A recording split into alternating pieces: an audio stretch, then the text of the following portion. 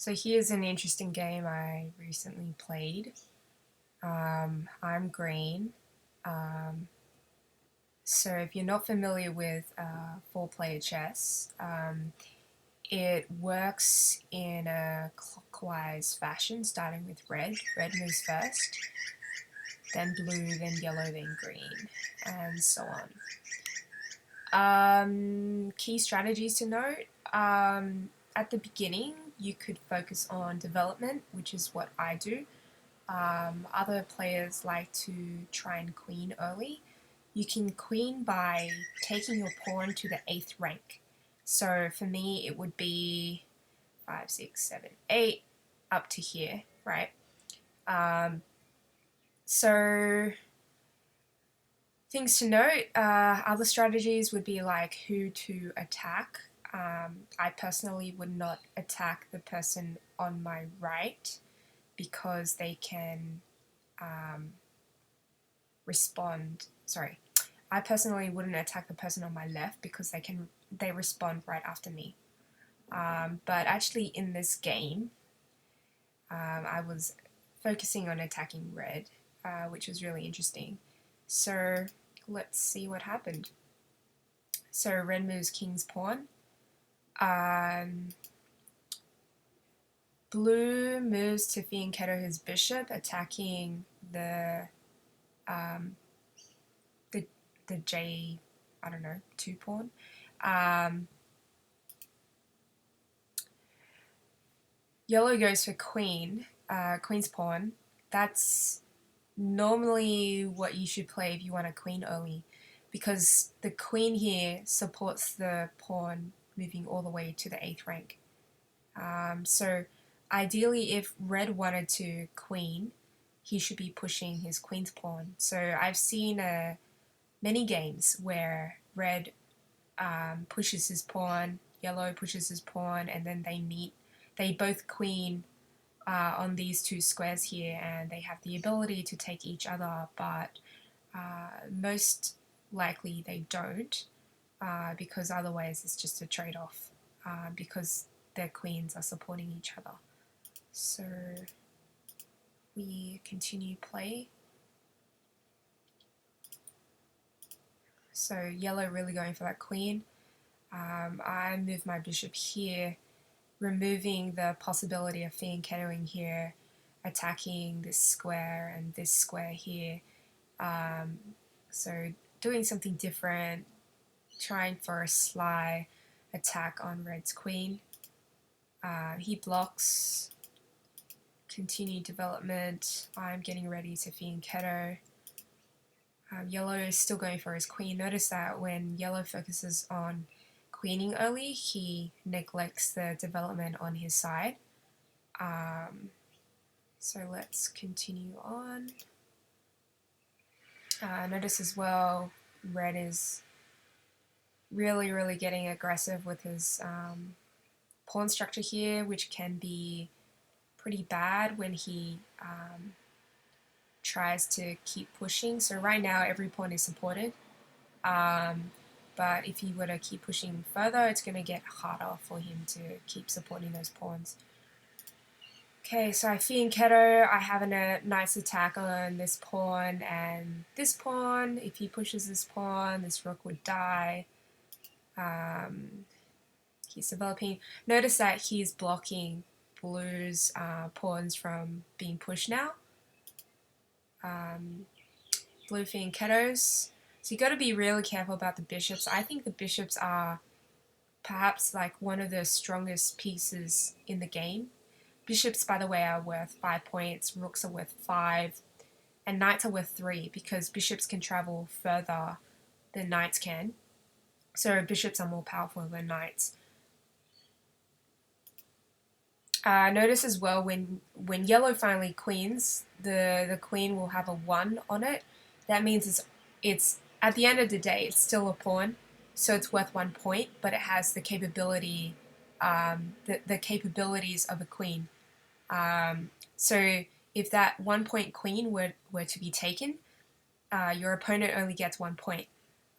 So in my opinion, if you get extra queens, you should have those like in play always, and feel free to sacrifice them. But I would not sacrifice my 9-point queen unless there's something like really good available. So a 9-point queen for a 1-point queen is pretty crap. I'd rather give up um, something else for that. And note even like you can exchange a 1-point queen for like a knight, for instance, and it might be valuable for you because a knight is worth 3 points and a 1-point queen is only worth 1. So we play on. So, okay, I push my pawn here, getting to support my pawn structure. Okay, so this is pretty dangerous now for red with his pawns like this. He's going to make sure that he supports everything. Okay, so it might look really weird like red can take, but red can't. If you remember that red is moving to the right, so because the knight is below the red pawn, right, from red's point of view, red cannot take with his pawn, but he can of course take with his bishop if he so wishes, but it's not ideal because in 4-player chess, bishops and knights are not worth the same amount. As a reminder, bishops are worth 2 points more than knights because they're worth 5 and knights are worth 3. Okay, so yellow queens. Interesting. Yellow queens, note he has an attack here. It has been scary in the past. I think this player queened and I was like red, for instance, and I don't know what happened to my queen. It was somewhere floating around here or something. And this bishop was being fianchettoed, I think. And this pawn was right here. And he immediately checkmated me, and I completely missed it. I just thought, oh, this guy, he's just like queening in the center. That's it. He's not going to attack me. I didn't realize that he was backed by this queen here, so he just like went over and just checkmated me. In general, it's the player directly opposite you that is the least of your problems, because they're so far away. The only pieces that could really reach you is like rooks, bishops, and queens, like all the way down here from across the board. Note as well that normally it takes a while to get the rooks out in play. So it's actually bishops and queens that can get over to the other side. And bishops being like diagonally attacking, it would take them a while. So like maybe like a bishop would have to go to the center in order to attack me. But note as well that when you go to the center, you're out in the open, and like 3 other players can be attacking you at once, which is like really, really scary. So if I'm being attacked by one person, another person would see the opportunity to attack me as well, because I can't defend more than one person at the same time. So I'll need to prioritize what I need to defend. So lots of stuff to think about. Okay, so I'm developing my knight. I like to put my knight here to support my pawns as I push them. Maybe later on I want to queen, but I like to queen in middle slash endgame, mainly endgame, because I find focusing on developing my other pieces is more important. Because I think yellow, he's really sacrificing his development for queening early. As you'll see, everyone else, particularly blue, is significantly more developed. Red, this is a little scary what red is doing. Okay, so red develops. Notice now, red is quite comfortable moving his bishop here. He no longer needs to defend this square because I did not fianchetto my bishop, my dark square bishop here. If I put my dark square bishop here, I'd be attacking J2, and this would really attack his rook here. Notice as well, hypothetically, if my bishop was here, I've seen interesting moves where if my bishop was fianchettoed here, blue's bishop is fianchettoed, these pawns aren't yet pushed, he's got a nice pawn line here, then his bishop's attacking j2, my bishop would be attacking j2.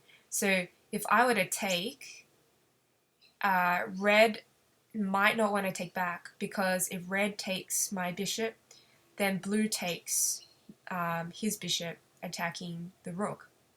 But I think that is a little dangerous. I mean, I'm taking the chance that he doesn't take my bishop. I essentially am giving up my potentially 5-point bishop for a 1-point pawn, and that's it.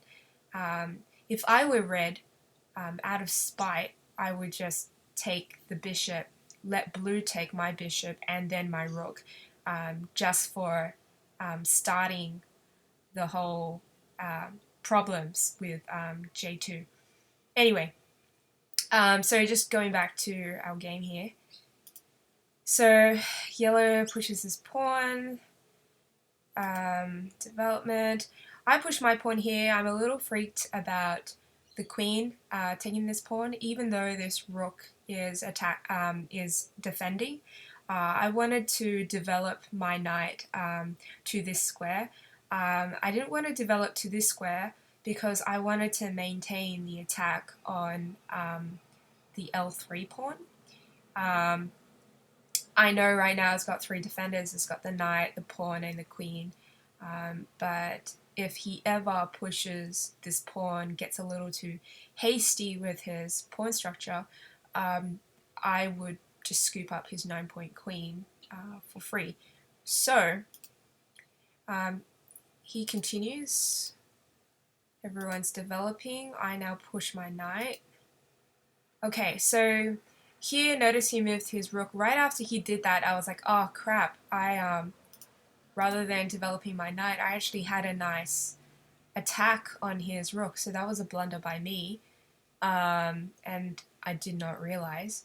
But yeah, you'll notice, I mean, this board is so big, you can really miss a lot of things. And I mean, I'm still figuring everything out.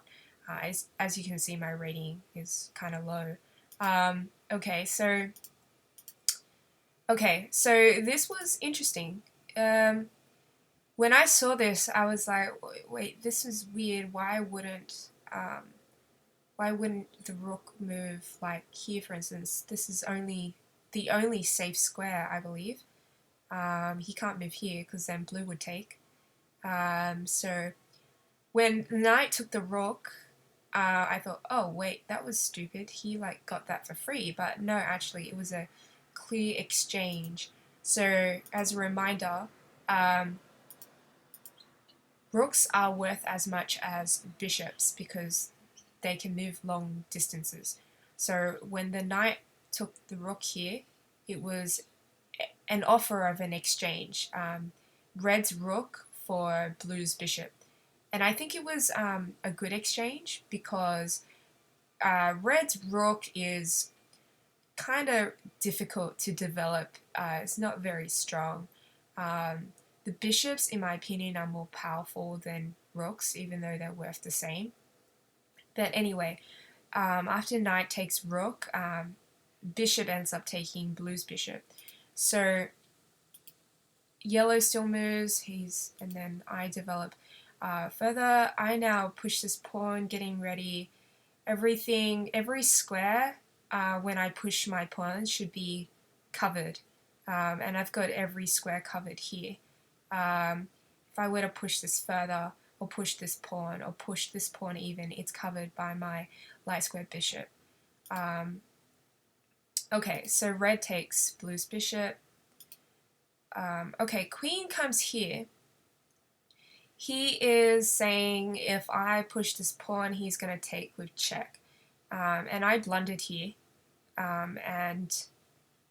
So there's a timer I have to keep an eye on. I think you've got 15 seconds, and then the 1-minute timer ticks down. So you always get 15 seconds to move, but it's not incremental. So I stuffed up here. He's attacking this pawn now. And okay, bishop comes back. Knight. Whoops. What did he do? He took the pawn. Okay, yeah, so the knight was trapped. So he may as well have gotten something else out of it. So he took this pawn. Okay, so getting out of the way of this attack, of this check. Now, if the queen now comes and checks, then I would move my knight here, covering that check. If I had done something else to cover that, I don't know, move my king down here, for instance, he'd scoop up this pawn. So by my knight covering the check, the rook protects the pawn, and then the queen can't really get anything out of this except an annoying check. So continuing on from there, okay, yellow keeps going. Develop. Oh, what did he take? Didn't take anything. So knight coming down here, I'm a little scared now. The knight has some nice sitting points. He can come here and sit, attacking this pawn, even though I've got like 3 defenders on it. Still a little scary. I don't like him sitting here. I only have 1 defender for that square, and he's got 2. So that I'm most concerned about. Knight is coming here. I've got like, it's just annoying to have this knight just sitting around. So I really don't like that, particularly when like he's got potentially like 3 other attackers on me. Like this queen attack, if I were to castle queenside, this queen attack on me, this light square bishop here could be scary. That knight isn't exactly going anywhere. He'd have to go here and then maybe here to attack me. Even the rook could be attacking me. If he like pushes his pawns, just march them down, he can be attacking this pawn. And then the rook can swing over and attack my queen side. So I've got to really watch out for yellow. Okay. So I'm pushing my pawns. I notice I push this pawn to prevent the knight from jumping here or here. Red develops further. Let's keep going. Notice as knight moves here, he blocks the queen protection on this pawn, of which I was eyeing down on earlier. Now he's just got 1 defender for this pawn. Notice when you start from the back of an awesome pawn structure here, you can really kill them from the back because they've defended everything up front, but if they don't defend the back pawn, they're screwed. Okay, so blue continues developing. Yellow, it's getting a little scary here. Getting a little dangerous as well if I want to castle queenside with this now attack, this dark square queen. I keep pushing my pawns. I push my pawn here because he moved his knight here, meaning he's removed, well, 2 defenders at the same time from this pawn. So I wanted to maintain this line of sight on red's king. Continue developing. Okay, so this one, I mean, I knew I was like taking a bit of a risk, but I didn't think yellow would take my bishop because, well, yellow is not very developed. So, like, all these pieces here, that's terrible. I didn't think yellow would be dumb enough to exchange. So if he were to exchange, well, that's 1 less developed piece as well. So after taking this bishop, I mean, I don't mind because I get 5 points from taking his bishop back. But Actually, no. This was, I mean, not bad of a move. After yellow takes here, if I want to have the ability to castle, I shouldn't take back with my king, so I would take with my queen. But then the 1 point bishop, sorry, 1 point queen would then attack M9 and simultaneously attack my bishop at the same time. So I would be forced to move my rook to N10. So I mean, not ideal. Really screws the possibility of me castling queenside. Do I really want to castle kingside with my pawn structure so like pushed out like that? I don't think so. I mean, normally I really like to be castling queenside because normally it's the person on your right that shouldn't be attacking you. But I should be attacking the person on my right. Anyway, so if we continue on from there, yellow takes, I take back.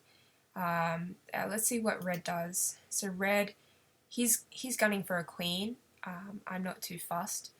When people go for the queen in the center, I tend to let other people worry about that and I don't know, see if they want to fight. But I generally leave them alone because that, to me, I just want to focus on my own development.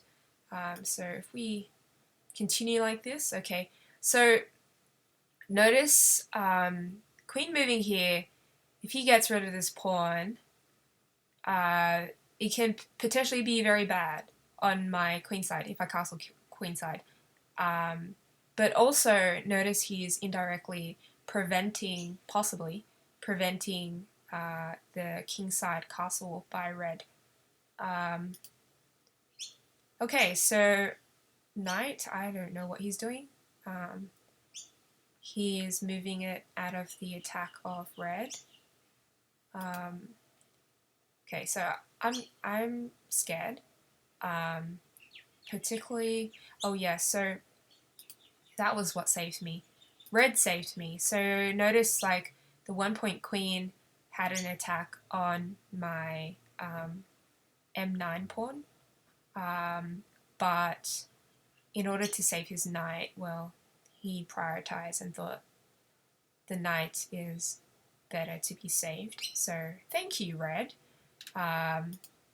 So now I'm castling queenside, getting out of a bit of danger, but at the same time being very wary of these two attackers and this guy particularly.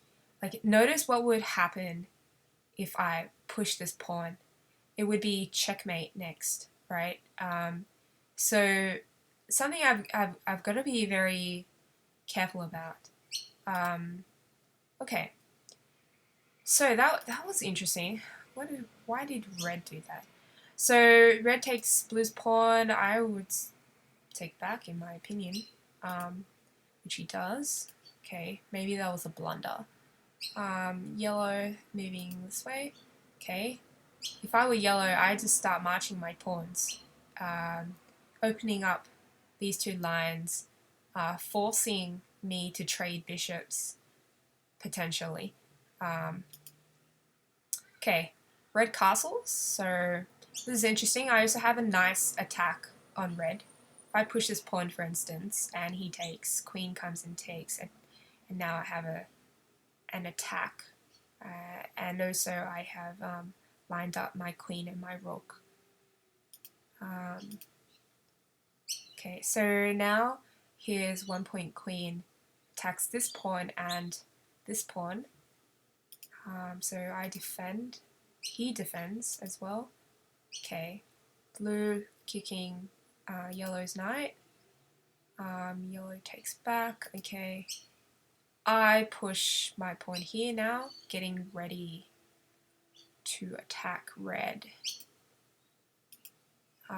He pushes. Okay, so again, see, notice like my pawn structure, in my opinion, is much better than red's. Red is just all over the place because of his crazy opening earlier. I like everything in order, and notice I haven't really lost any pieces here for my pawns, whereas he's got a hole right here, and his pawns aren't exactly, I mean, two pawns side by side, one can support the other, but with a board this big, you've got to, like, you'll notice, like, the blue, dark square bishop attacking this guy, and he's got to exert more effort to, like, defend. There's so much going on here. Anyway, so let's see. I push this pawn here. Obviously, I don't want to take. I don't want a hole in my structure. So red, I would expect to take, and then I take back. Now having an attack on red's pawn. So he takes. I take back. Notice as well. For instance, if he were to keep pushing on this line, there's no way he can defend this pawn. This guy has two queens here. I mean, he could try and use my pawns to defend his pawn, if that makes sense, right? So, for instance, I might not want to take his pawn because yellow would take me back. Okay, so bishop coming in, attacking this line. I'm going to be careful now if I ever decide that, I don't know, I want to move my knight here or whatever. Okay, so rook takes development. Okay, so I've got my knight here attacking this pawn. He's only got one defender. I've got two attackers. Okay, so this was good. So by king moving here, blue has an attack on yellow and red. Pushing the pawn here puts red in check. When red is in check, when it gets to his turn, he has to move his king out of check, which means that so long as like I have a piece able to take one of red's pieces and it's not where the king can take, it's free pretty much. So to demonstrate, by putting red in check, blue really helped me out. But the only thing I could get for free, given the location of my pieces, was just a pawn. So notice that when knight takes pawn, he can't take back, right? He has to move his king, right? If the knight like took the pawn here, if that was possible, if the knight took the pawn here, then king would move out of check by taking this knight. So it doesn't work that way. Anyway, so I took advantage. And notice, I mean, I don't really want to take this knight. If I take this knight, it's just a swap because I've got two attackers, he's got three defenders. So I just move back. Okay, so now red is in a bit of trouble. Yellow is also attacking blue. It's really interesting. Okay, so I think I'm going to go for the free pawn. Put him in check again. Notice, I mean, as well, I've got to be so careful when I'm checking this guy, because as I'm checking this guy, other players can like take advantage and then checkmate him. So my pieces could be preventing the king from moving anywhere else, and then my opponents use my pieces to checkmate my other opponent, if that makes sense. So keep an eye on this blue queen here eyeing down on this diagonal. I mean, at the same time, I can also use my opponent's pieces to checkmate my opponents, right? Anyway, this is a very bad idea in my opinion if he were to move here. If he were to move here, to be honest, if I were blue, I would bring my queen down here, and that would be checkmate.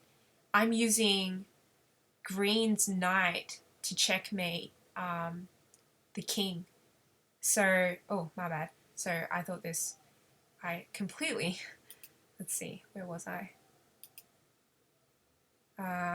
Yeah, my bad. So if this queen was on a dark square, right, I could potentially use my opponent's piece to checkmate and come down here on this diagonal. But it's not, so something that's somewhat okay. Okay, so... Okay, yeah, so you'll notice again, this pawn is free, given that it's behind this pawn. This guy's a supporting pawn for this guy. So let's keep going. What did he take? He took blue's knight. Kind of scary now. Knight takes, but there's two defenders from this queen. Okay, so I moved my queen here. I'm preparing for the attack on red. I'm looking to checkmate him soon. You'll notice like red is kind of stuffed. Red's king can't move here because of blue's queen, and he can't move here because of my knight.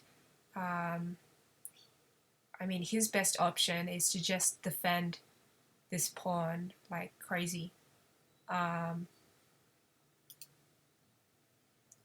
Okay, so this was... okay, yeah. So he exchanged his 5-point rook for a 9-point queen. That was pretty good. Completely missed that. Going for the check. I'm going for the checkmate. I know that pretty much here I'm kind of helping yellow out.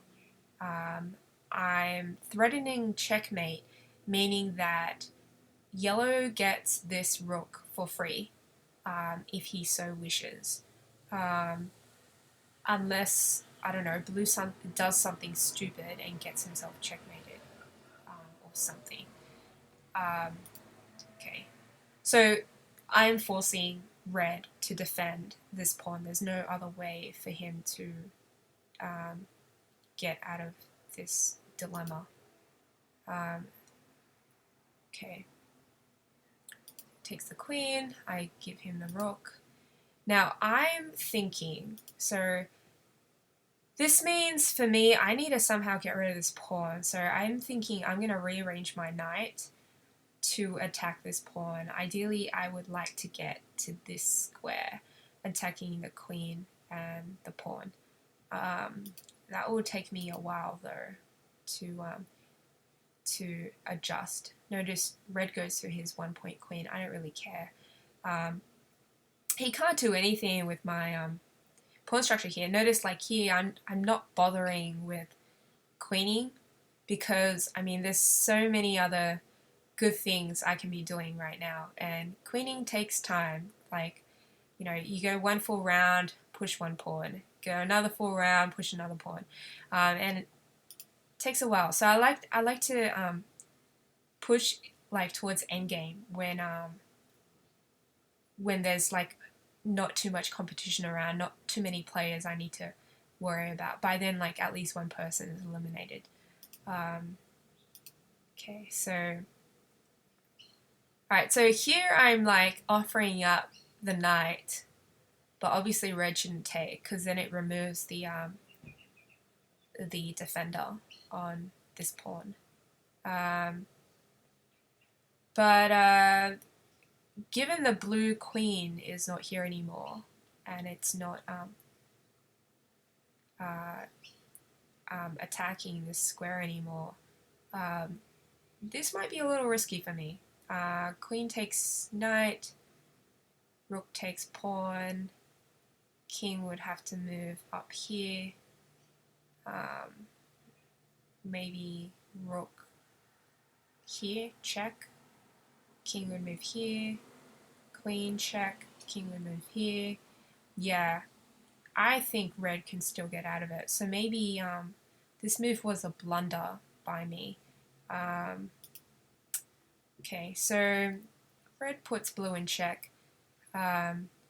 So since blue is in check, alright, but blue is moving next, blue can react instantly. So yellow can't take advantage. if there is any piece yellow is attacking of blue's, yellow would normally be able to take it for free, but because blue moves right after red, blue instantly responds. So I would say it's not exactly a good idea to block with the rook here.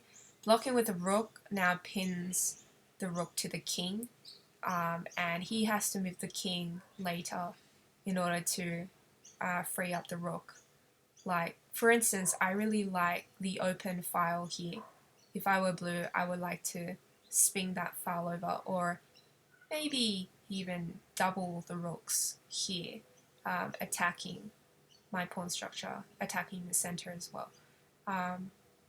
But yeah, okay, so here, this was really interesting. What was going on here?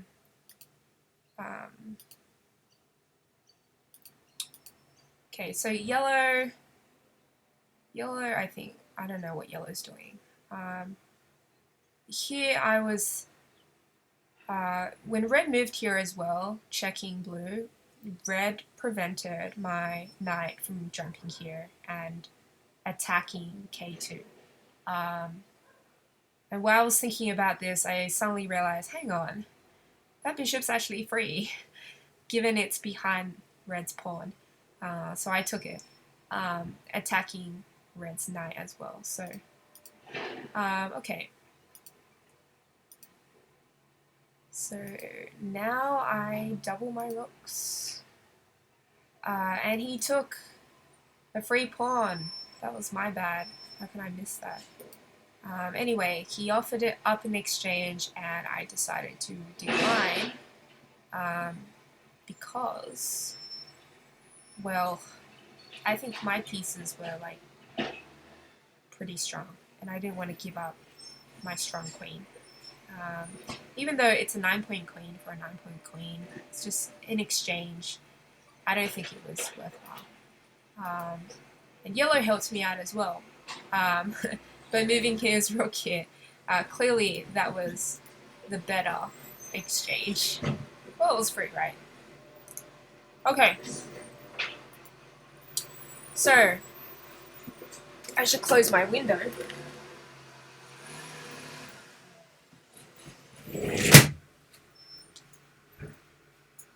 And I'm back.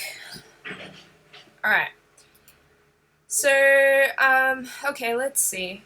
Gotta be careful. Gotta make sure, remember, my queen has a line, is defending this diagonal. I'm also, in taking this rook, giving away my knight for free to red. Okay. So I've got to be careful as well that yellow doesn't trap me somehow. I don't know how. Okay. So I move my knight here. Notice that, where was it? By this 1-point queen very, very slyly moving to this dark square. Doesn't look like it's attacking anything, but actually it is. It's got an eye on mating me in one, right? So I decided, oh, I should defend that. So I move my knight here. And it looks like there's only one defender, but there's actually two. Keep in mind, my queen is defending this dark diagonal. Okay, so he is threatening mate. Very sneaky. And I'm defending. I'm going to cover that diagonal, right? Okay, so now I have put him in check, okay? He's forced to move here. This is going to be interesting. So he's being forced to move here. What's blue going to do? Whoa, I totally missed that. Right. Okay. So it's crazy how this works, right?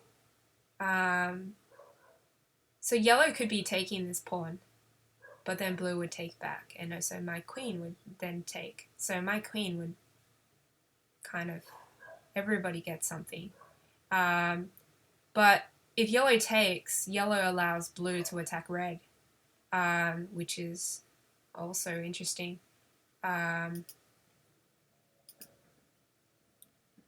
Right. So by pushing this pawn here, I can take yellow's pawn if I so wanted to. At the same time, blue would take red's queen. If he could, personally, I would give up my 1-point queen for blue's 5-point rook, because more points. So I go with a check, and now red's in check, so blue gets the 1-point queen for free. Okay. So I move my knight here. I'm hoping for a sneaky take the knight because it's free, when it's not actually free because my queen is defending. Keep in mind as well, I mean, the queen and the rook here, again, like hypothetically, if I had moved this knight instead, if I were red, I would just take this pawn with checkmate. I'm using blue's rook to checkmate. I'm giving up my 9-point queen for 20 points in checkmating. And yes, if you checkmate someone, you get 20 points, which is really damn good. And I think if you put someone in double check or something, you get like, I don't know, 10 points or something. Anyway, so he's attacking my rook and my knight. I think that was stupid. I'm going for this. Check and then snap up the queen. Blue moves next and of course puts him in check. Red's in a lot of shit. Okay, so yellow, not sure what he's doing. I check to scoop up red's queen. What did red take? Blue took red's knight. Okay, so we got something each. Red is just getting screwed. If I were red, I'd just resign. I'd check, move my rook here, for instance. I can also remove my knight here if I wanted to. It's really not looking good. Okay, so right, so he's moving his knight here, allowing the king to a square at least. I mean, I could check and then take his knight, but in the next move, yellow threatens my queen, which isn't very nice. So I think maybe yellow is trying to hope that I'm distracted by trying to attack red. So I decided, okay, I should save my queen. At the same time, giving me more chances to be attacking red. Okay, so red moves back here, and I think it's checkmate now because he moved his knight. He's now removed the escape square for his king. But anyway, my queen was going to come through and checkmate him. He kind of has no choice. Yeah. I mean, if I were him, well, actually, he would only delay checkmate by one move, right? Because if I don't know, let's say he does something boring. There's only one thing he can do actually, which is push this pawn. So if he pushes the pawn here, then queen comes here, check. Knight defends here, and then my knight comes here, checkmate. So he'd only help himself for an extra move. So now I just come in for the checkmate. Now his pieces are in grey. That means they're now out of play. And I mean, I could take them, including his king, but they're not worth anything because he's out. Okay, so I'm a dumbass here. I completely missed the free rook. Moving his rook here was a blunder, and I blundered as well by not taking it. Oh yeah, no, not so much a blunder now that I see it. Yellow was attacking my queen, so I was focused on defending. I checked. He should have taken my rook with check. That was free. He didn't. He just went for the free pawn. Again, remember that because yellow's under attack, blue gets whatever of yellow's for free because he has to move his king. So he moves his king. I take another free pawn. Let's see. Okay, so I think I blundered again. I mean, I could have taken blue's rook here with my queen, but oh yeah, and that would have been free. So many blunders now that I look at this again. Okay. Oh no. No, now I see what yellow has done. Not a blunder at all. Because my queen can't take blue's rook because yellow would take my queen. I don't know what's wrong with me. Why would I move my bishop here? This guy is clearly under attack. And I should have moved it. Okay. Blue helped me out since blue's moving before yellow. Okay, so at this point in the game, I can't remember what happened, but I think yellow resigned or yellow ran out of time. And because of that, all of yellow's pieces except his king went grey. That means that yellow's out of play, but the king is, you can still grab the king. If you get the king, you get 20 points, right? So because, okay, notice here I'm checking yellow, but yellow can't take me because this person no longer is in play. So that means the king is completely vulnerable. The king can't take. So whoever's here first gets the king for 20 points. So there's no way blue can get this king now because I was in the best position to grab it. Okay, so blue continues on, ready for a, I don't know, queen, going for a queen. But given that there's nothing blue can do to take my, to take yellow's king, I realize as well I blundered here. There's a much better move, given that blue can't take this king, given his position. I would say queen here, check, and then take the rook, also attacking this pawn and preventing the queen. I didn't do that. I just thought I'd prevent the queen. I was running on 6.1 seconds left on my clock, so that's my excuse. Okay, so yes, took his rook, and I'm just gonna go back and go for the king again. Took the king, that gave me 20 points, and just taking everything else.